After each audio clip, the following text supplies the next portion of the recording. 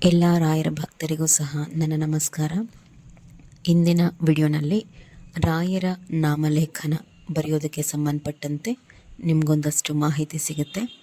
ಈ ರಾಯರ ನಾಮಲೇಖನವನ್ನು ಮೊದಲನೇದಾಗಿ ಹೇಳುವಂಥದ್ದು, ಗರ್ಭಿಣಿ ಸ್ತ್ರೀಯರು ಬರೀಲಿಕ್ಕೆ ಹೋಗಬೇಡಿ. ಇನ್ನು ಯಾವತ್ತು ಈ ನಾಮಲೇಖನವನ್ನು ಪ್ರಾರಂಭ ಮಾಡಿದ್ರೆ ಅತ್ಯಂತ ಶುಭ ಅಂತಂದರೆ ಗುರುವಾರ ನೀವು ಪ್ರಾರಂಭ ಮಾಡ್ಕೋಬೇಕು. ಅಂದರೆ ರಾಯರ ನಾಮಲೇಖನ ಬರೆಯುವಂತಹವರು ಯಾವ ವಾರ ಅಂದರೆ ಆ ವಾರದಿಂದ ಪ್ರಾರಂಭ ಮಾಡ್ಕೋಬಾರ್ದು.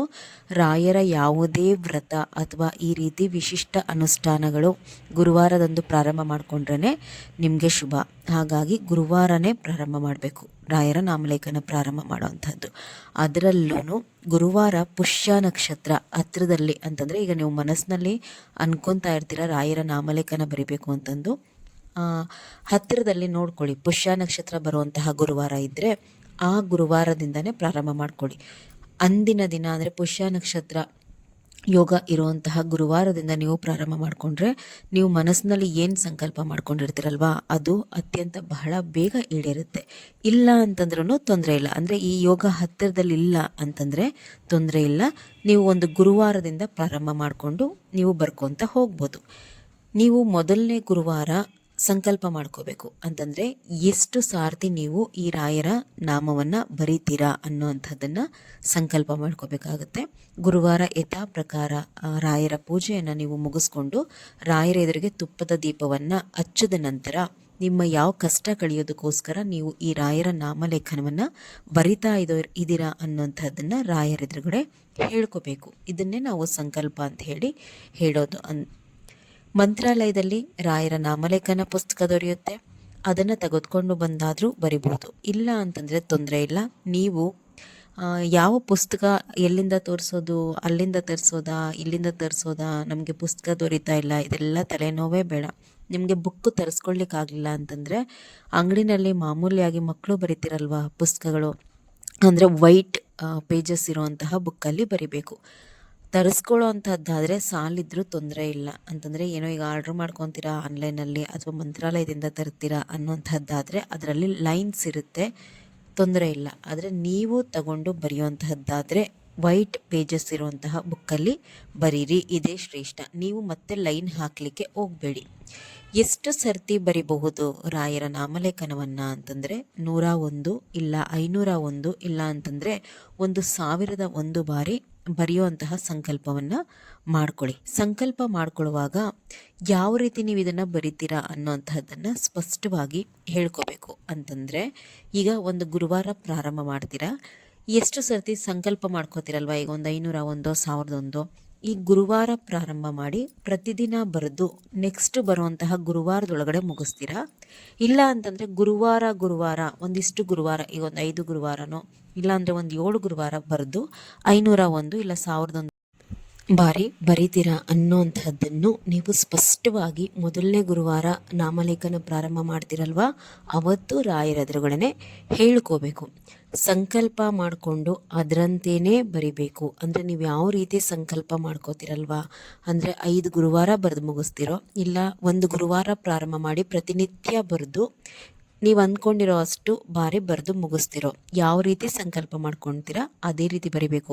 ಅಂತಂದರೆ ಪ್ರತಿನಿತ್ಯ ಬರಿತೀನಿ ಅಂತ ಹೇಳಿ ಸಂಕಲ್ಪ ಮಾಡಿಕೊಂಡು ಗುರುವಾರ ಬರೆಯೋದು, ಇಲ್ಲ ಗುರುವಾರ ಮಾತ್ರ ಬರಿತೀನಿ ಅಂತ ಹೇಳಿ ಸಂಕಲ್ಪ ಮಾಡಿಕೊಂಡು ಟೈಮ್ ಆಯಿತು ಅಂತಂದು ಪ್ರತಿನಿತ್ಯ ಬರೆದು ಮುಗಿಸೋದು, ಇದನ್ನು ಖಂಡಿತ ಮಾಡಬೇಡಿ, ನಿಮಗೆ ಫಲ ದೊರೆಯೋದಿಲ್ಲ.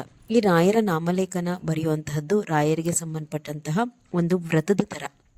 ಹೀಗಾಗಿ ನಾಮಲೇಖನವನ್ನು ಬರೆದ ದಿನ ನೀವು ನಾನ್ ವೆಜ್ ತಿನ್ನೋದಾಗಲಿ ಅಥವಾ ಹೊರಗಡೆ ಹೋಟೆಲಲ್ಲಿ ತಿನ್ನೋದು ಅಥವಾ ಬೇರೆಯವ್ರ ಮನೆ ಊಟ ಮಾಡುವಂತಹದ್ದು ಮಾಡಬೇಡಿ. ಏಕೆಂತಂದರೆ ರಾಯರಿಗೆ ಸಂಬಂಧಪಟ್ಟಂತಹ ನಾವು ವ್ರತವನ್ನು ಮಾಡುವಾಗ ಕೆಲವೊಂದು ನಿಯಮಗಳನ್ನ ಪಾಲನೆ ಮಾಡಲೇಬೇಕಾಗುತ್ತೆ. ಈ ರಾಯರ ನಾಮಲೇಖನವನ್ನು ಬರೆಯುವಾಗ ಆದಷ್ಟು ನೀಲಿ ಶಾಹಿ ಅಂತಂದರೆ ಬ್ಲೂ ಇಂಕಲ್ಲಿ ಮಾತ್ರ ಬರೀರಿ. ಕಪ್ಪನ್ನು ಆದಷ್ಟು ಬಳಸಲಿಕ್ಕೆ ಹೋಗಬೇಡಿ. ಬರೆದಾದ ಮೇಲೆ ಪುಸ್ತಕವನ್ನು ಜಾಗ್ರತೆಯಾಗಿ ದೇವರ ಮನೆಯಲ್ಲಿ ಸರಿಯಾದಂತಹ ಜಾಗದಲ್ಲಿ ಇಡಿ. ಏನಕ್ಕೆ ಅಂತಂದರೆ ನೀವು ಬರೆದಂತಹ ಒಂದೊಂದು ಹೆಸರಿನಲ್ಲೂ ನಾಮದಲ್ಲೂ ಸಾಕ್ಷಾತ್ ರಾಯರೇ ಇರುತ್ತಾರೆ. ನಾಮಲೇಖನ ಅಂತಂದರೆ ಸುಮ್ಮನೆ ಅಲ್ಲ. ಈಗ ಬರೆದು ಅಲ್ಲಿ ಇಲ್ಲಿ ಇಡೋವಂತಹದ್ದು, ಕಾಲು ತಗಲುವಂಥದ್ದು, ಈ ಥರದ್ದೆಲ್ಲ ಮಾಡಿದಾಗ ಖಂಡಿತವಾಗಿ ನಿಮಗೆ ದೋಷಗಳು ತಗಲುತ್ತೆ. ಹಾಗಾಗಿ ಜಾಗೃತಿಯಾಗಿ ಬರೆದಾದ ಮೇಲೆ ಅದನ್ನು ಒಂದು ಗೌರವ ಕೊಟ್ಟು ಸರಿಯಾದಂತಹ ಜಾಗದಲ್ಲಿ ಇಡಬೇಕಾಗತ್ತೆ. ನಾಮಲೇಖನವನ್ನು ಬರೆದಾದ ಮೇಲೆ ಆ ಪುಸ್ತಕವನ್ನು ಏನು ಮಾಡಬೇಕು ಅನ್ನುವಂತಹದ್ದು, ರಾಯರ ನಾಮಲೇಖನ ಬರೆದಾದ ಮೇಲೆ ನೀವು ಅದನ್ನು ಏನು ಮಾಡಬೇಕಪ್ಪ ಅಂತಂದರೆ, ಪೂರ್ತಿಯಾಗಿ ಮುಗಿಸ್ಕೊತೀರ, ಸಂಕಲ್ಪ ಮುಗಿಯುತ್ತೆ, ಎಷ್ಟು ಬಾರಿ ಅಂದ್ಕೊಂಡಿರ್ತೀರ ಅಷ್ಟು ಬಾರಿ ಬರೆದಾದ ಮೇಲೆ ಅದನ್ನು ಮಠಕ್ಕೆ ತೆಗೆದುಕೊಂಡು ಹೋಗಿ ರಾಯರ ಮುಂದೆ ಇಟ್ಕೊಡಿ ಅಂತ ಹೇಳಿ ಅವ್ರಿಗೆ. ನೀವು ಒಂದು ಪೂಜೆ ಮಾಡಿಸ್ಕೊಂಡು ಬರಬೇಕು ಮಠಕ್ಕೆ ಹೋಗಿ. ಪೂಜೆ ಸಾಮಾನು ತೆಗೆದುಕೊಂಡು ಹೋದಾಗ ನೀವು ಈ ರಾಯರ ನಾಮಲೇಖನ ಬರೆದಿರುವಂತಹ ಪುಸ್ತಕವನ್ನು ತೆಗೆದುಕೊಂಡು ಹೋಗಿ ರಾಯರ ಹತ್ರ ಇಟ್ಬಿಟ್ಟು ಕೊಡಿ ಅಂತ ಹೇಳಿ ಅವರು ಇಟ್ಕೊಡ್ತಾರೆ. ಅದಾದಮೇಲೆ ಇದು ನಿಮ್ಮ ದೇವರ ಮನೆಯಲ್ಲೇ ಇರಲಿ, ತೊಂದರೆ ಇಲ್ಲ.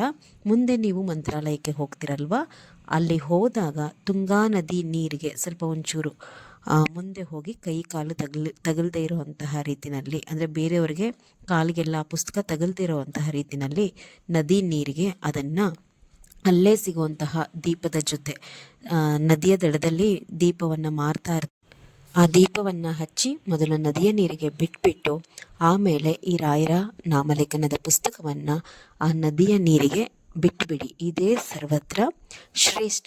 ಅದನ್ನು ಬಿಟ್ಟು ನೀವು ಬರೆದಿರುವಂತಹ ಪುಸ್ತಕವನ್ನು ಅಲ್ಲಿ ಇಲ್ಲಿ ಮಠಕ್ಕೆ ಹೋಗಿ ಸಿಕ್ಕಿದಂತಹ ಜಾಗದಲ್ಲಿ ಇಟ್ಬಿಡೋದು, ಮರದ ಕೆಳಗಡೆ ಇಡುವಂತಹದ್ದು ದಯವಿಟ್ಟು ಮಾಡಲಿಕ್ಕೆ ಹೋಗಬೇಡಿ. ನಾನು ಮೊದಲೇ ಹೇಳಿದೆ, ನೀವು ಬರೆದಂತಹ ರಾಯರ ನಾಮಲೇಖನದಲ್ಲಿ ಸ್ವತಃ ರಾಯರಿರ್ತಾರೆ. ಈ ಪುಸ್ತಕವನ್ನು ಬರೆಯೋದು ಎಷ್ಟು ಮುಖ್ಯ ಆಗುತ್ತೋ ಅದನ್ನು ಸರಿಯಾದಂತಹ ರೀತಿಯಲ್ಲಿ ಅದನ್ನು ವಿಸರ್ಜನೆ ಮಾಡುವಂತಹದ್ದು ಮನೆಯಿಂದ, ಅದು ಸಹ ಅಷ್ಟೇ ಮುಖ್ಯ ಆಗುತ್ತೆ. ಇಟ್ಬಿಟ್ಟು ಬರೋದು ಎಲ್ಲ ಮಾಡಬಾರ್ದು. ಇಂತಿಷ್ಟೇ ದಿನದೊಳಗಡೆ ಮಂತ್ರಾಲಯಕ್ಕೆ ಹೋಗಿ ಬಿಡಬೇಕು ಅಂತೇನಿಲ್ಲ. ನೀವು ಬರೆದು ಮುಗಿಸಿ ನಿಮ್ಮ ದೇವ್ರ ಮನೆಯಲ್ಲೇ ಅದು ಇರಲಿ, ತೊಂದರೆ ಏನಿಲ್ಲ.